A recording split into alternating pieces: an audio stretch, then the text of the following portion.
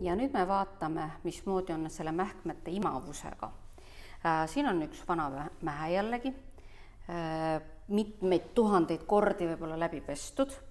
Nii, ja ma panen selle pooleks ja siis veel korra ja nii nagu ta läheb sinna lapsele alla ja vaatame nüüd, palju siia seda vett sisse läheb. Selle väikse ampulli sees on 15 milli. See on enam-vähem nii palju, kui on üks põietäis, lapse üks põietäis. Ja ma kallan selle siit küllaltki tugeva joana, kannal ta siia sisse.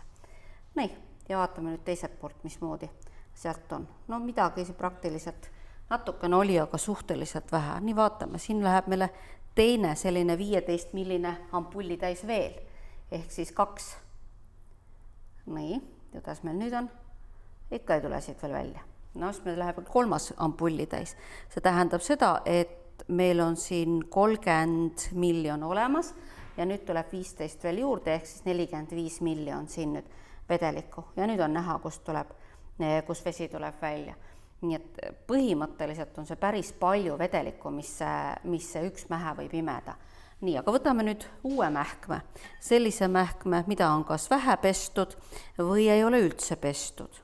Ja kuidas see käitub? Sest põhiprobleem, mis on selles, et mähkmed ei pea vett, et ei pea pissi, et piss tuleb läbi. Nii, täpselt samamoodi, täpselt sama palju, paneme siis kinni.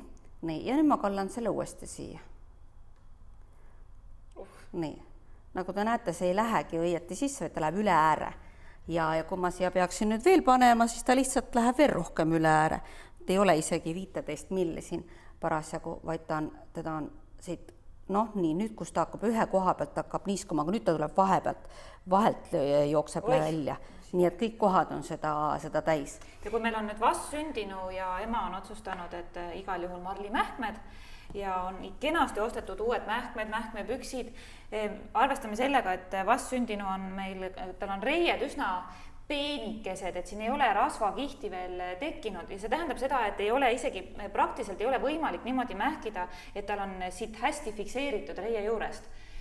Mis tähendab seda, et kui nüüd on veel mähe ka, kust vesi välja jookseb. Karla, see teistpidi veel, teisele pool, teistpidi veel, siis tuleb veel rohkem siit välja, näed, siit tuleb veel. Siis ongi kõik pärg ja on tunne, et sellele lapsele ei sobi marlimähkmed. Nii, ja nüüd on siin näha ka need tilgad, mis siin on, mis see kaime endale sisse ja ma võtan selle vana marlimähkme ja ma lihtsalt kuivatan selle siit ära. See on haruldaselt hea asi, on vanad marlimähkmed, millega on lapsed üles kasvatatud. Nii, ja meil on pind on ka puhas.